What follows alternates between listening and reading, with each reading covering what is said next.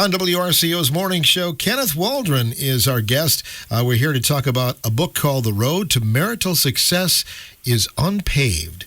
Ken, I think that title alone catches a lot of people's attention. Thanks. What was the overall thought about writing this book? Where did the motivation come from? Well, it came from a bit of research that I did.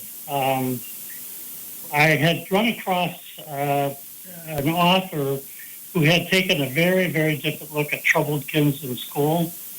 And instead of thinking they had mental health difficulties or bad home lives or all of those other reasons that were floating around, he decided that perhaps those kids just didn't know how to succeed in the school setting. So he measured successful students, found out a list of skills that they had, and then he taught those skills to students. And son of a gun, if those students didn't start succeeding in school, and the side effect was a lot of the behavior problems and social problems simply went away.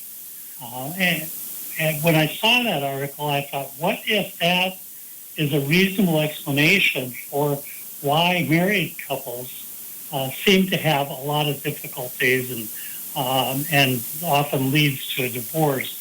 And so a friend of mine and a coworker in Illinois and I put together a research project where we measured the amount of conflict in marital relationships. We had 4 experts measure that. And then we made a list of skills drawing from the literature and research on marriage and tested those skills. And when we put together the level of conflict and the skill levels, we found that the level of conflict was exactly inverse to the number of skills that they had. More skills, less conflict. Less skills, more conflict. And when I was describing those results to an author friend of mine, he said, "You've got to write a book." And so that's kind of the initial inspiration, was to discover that marital conflict might actually be a fairly simple problem to solve. You describe marriage as a game. Is that kind of how you approach it? Well, I have a history with game theory. And game theory treats everything like a game. It's been used for designing war strategies. And, 5 Nobel Prizes have been awarded for economics and the use of game theory. It's even been used for the design of atomic reactors. So it's not as playful as it sounds. It's simply a game because there are players, there are rules to the game, and there are payoffs at the end of the game. And certainly marriage has players, and it's supposed to have the rules, but oftentimes marital partners don't have the skills to get the payoffs that they're seeking, and so they end up being very disappointed with their marriage. I guess lots of times, you hear about somebody's marriage on the rocks or whatever, and, but there are really 2 sides to every story, right? Sort of. Can I give you a real brief case example? Sure. Okay, this was a long time ago when I was practicing in California, but a man came. I was well known for my divorce work at the time, and a man came to me and said he wanted me to basically give him all the information about how to proceed with the divorce of his wife. And I asked him some questions about the quality of his marriage, and he described his wife as being just very negative. He'd walk in the house from work, and she'd start in telling him all the negative things that happened during his day, and he just plain got tired of it. And I said to him, I'm not even going to charge you for today, and let's make an appointment in 2 weeks, and I'll start with the information about divorce. But I want you to do something for those 2 weeks. When you come home and she starts, negatively describing her day, I want you to say, hey, let's sit down at the table, have a glass of wine. I really want to hear about your day and what went wrong. He came back in 2 weeks. He said, well, that's how the first 2 or 3 times went. But by the 4th time, they were laughing about things, and she did something that she hadn't done in years. She asked him about his day. he no longer wanted to get a divorce. They came to marital therapy, but the point is, it only takes one person to really turn a marriage around. But both people in the marriage do have to learn the skills for resolving disagreements. A good marriage, a matter of life and death. Is it true that long marriages, oftentimes people live longer? It's absolutely true. It's been measured in a number of research efforts. Basically, if you're married compared to either divorced or single, your longevity is predicted to be on average 5 years longer than people who aren't married or are divorced. You're also likely to be healthier and likely to recover from illnesses or accidents more quickly if you're married. And there have been 3 studies that have looked specifically at people who are married and are satisfied with their marriage and marriages that are dissatisfied. And the people in satisfied marriages live longer and stay healthier. And it's real simple. The reason is real simple. Stress has a number of hormones that really take a toll on the body. Happy hormones, I call them. When people are happy in the relationships, have a number of hormones that specifically help repair the body and make you healthier. Physical affection, for example, has one specific hormone that gets released that has a very powerful effect on people's mental attitudes and physical being. So there's a real scientific reason that happens, but it is true. If you're in a happy marriage, you live longer, tend to live longer, of course. No one can predict the future, but tend to live longer and tend to be healthier. Is money one of the number one things that couples spat about, or how do you look at it? Couples, the basic idea of this book is that couples have differences. They have different attitudes, values, ways of approaching problems. They have these differences. And in some cases, those differences lead to disagreements. And one of those areas is money. People have a different kind of relationship with money and plans with their money. And so they have disagreements about that. If you have disagreement resolution skills that are the ones in the book, you can resolve those disagreements without much trouble. But money is one of the key ones. The amount of mutual affection in a relationship is another. There's a 5 or 6 that are real basic points of disagreement for marital couples. Controlling one another, that's a common theme too, isn't it?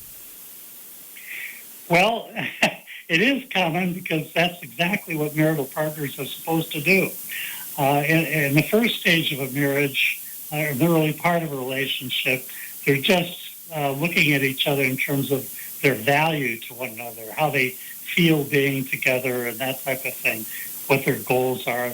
But after they get into it and have their first argument is the beginning of it, the next 10 or 20 years are really spent trying to control each other. And the question is, do you have good skills for doing that, where you're actually able to control each other in a way that pays off nicely for both of you? Or are you weak in those skills and end up fighting, disagreeing, conflict? And then, as the research points out, when people get unresolved disagreements, they begin to develop negative opinions about each other and really start bringing out the worst in each other. Kenneth Waldron Ph D, our guest, one of the authors of The Road to Marital Success is Unpaved, a book we're talking about today. Ken, you're talking about some things from personal experience in the book too, aren't you? Of course. I've been married for a long time. It's working out. It's working out. We have as many disagreements as most married couples, but they tend to be pretty short. We come to solutions that work for both of us. Sometimes one of us has to change pretty dramatically for that to happen. But yeah, we've been together for 44 years. We still have a lot of fun together, and we still have arguments. Any stories that you could share with our listeners from you and your wife and in the past? Sure. my wife and I always have walked a lot. We used to run a lot and be in athletic activity, but we walk every day and quite a long ways. And so it's a time where we really have a chance to talk about it I hate to admit it because I'm embarrassed about it because I didn't catch on very quickly. But for a long period of time on those walks, my wife would say things basically around the same topic being, I didn't ask her about something that had happened yesterday. I didn't ask her what was going on with her and some friend. Questions I didn't ask her, and she felt that I didn't care. And I felt like she was saying, there's a test that you have to pass to prove that you care for me. So I would be telling her, well, why don't you just tell me what's important to you? We had that disagreement for, like I say, I'm embarrassed, quite a long time. And then finally we decided to sit down and really fix that.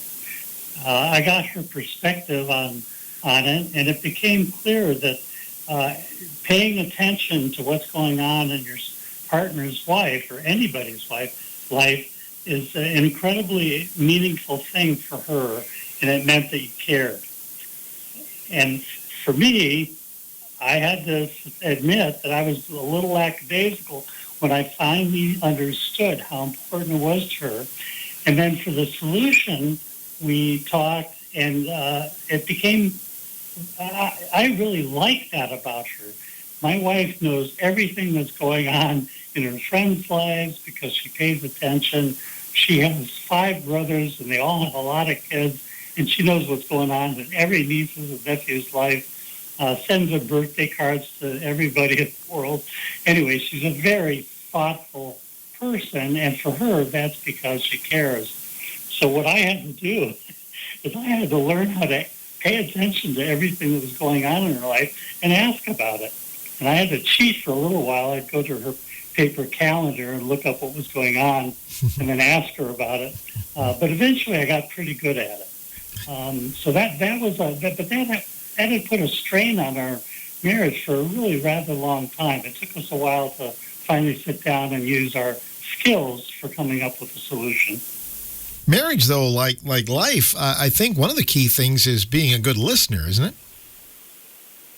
Absolutely. In fact, one of the 7 skills in the book, there's 7 skills that are explained, and also lots of exercises on how to develop those skills. But one of the key ones is getting the perspective of the other person.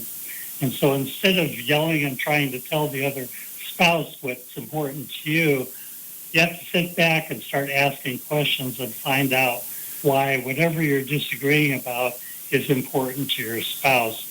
And that means really listening and asking questions until you really understand why it's so important.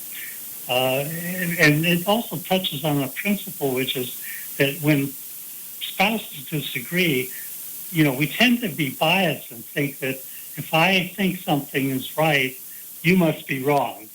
Well, it turns out that based on those different perspectives, 2 spouses can both be right. And so then the task is to really understand each other's perspectives and then start looking for solutions that work well for both people.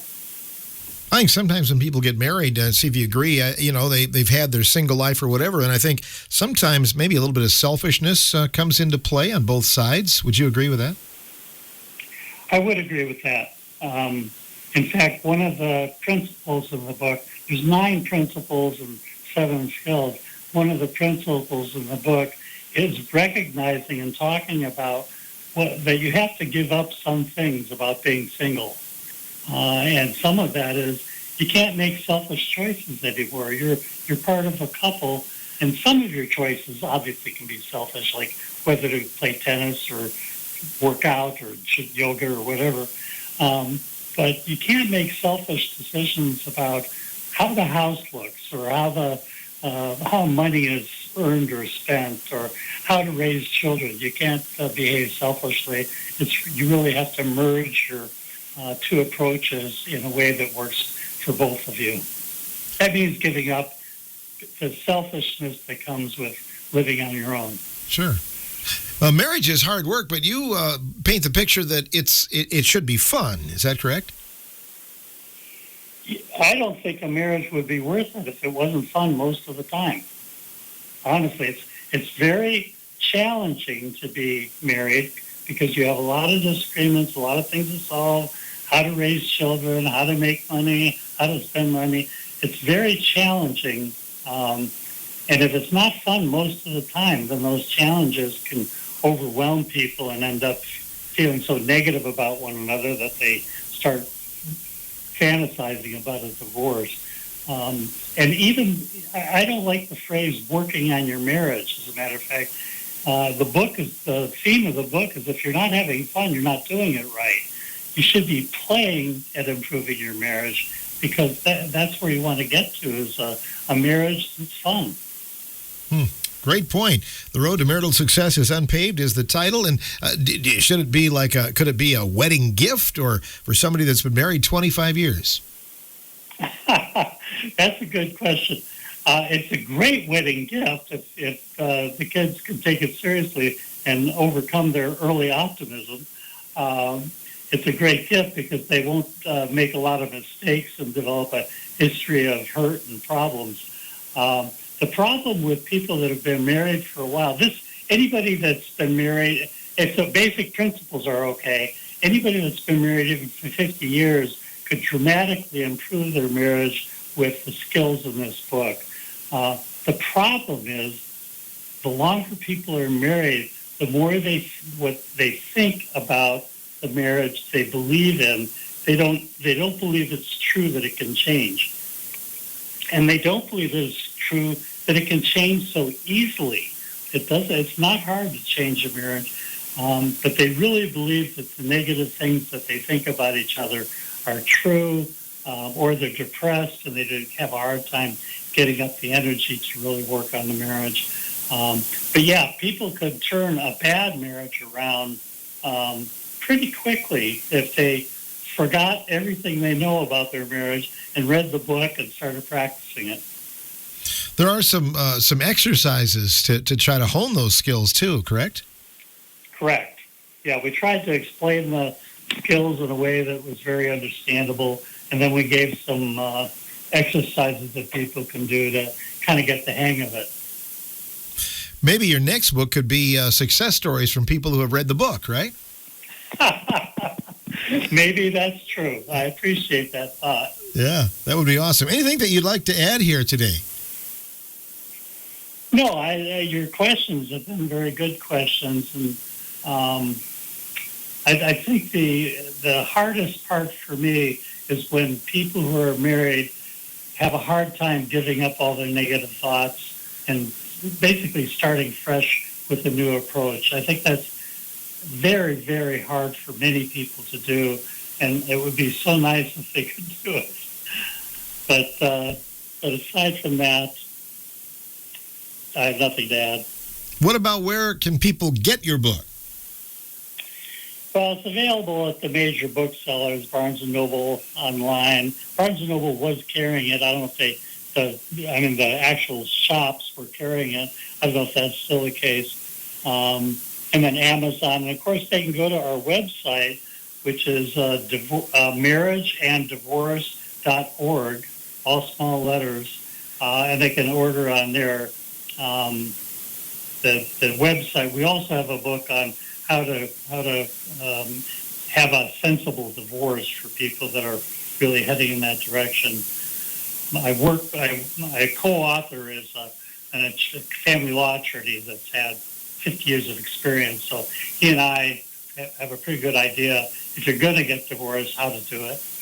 But the marriage book is on that website, marriageanddivorce.org. There are also a number of blogs about marriage, like discussions to have before you're married. Some of the key points that are in the book are in some of the blogs, and they're all free. So if people want to go exploring some of those before they even buy the book, that'd be terrific. But the book really has it all, and I think in a way that works. Awesome. Get to know you over the phone here today, Ken. Thanks so much for joining us.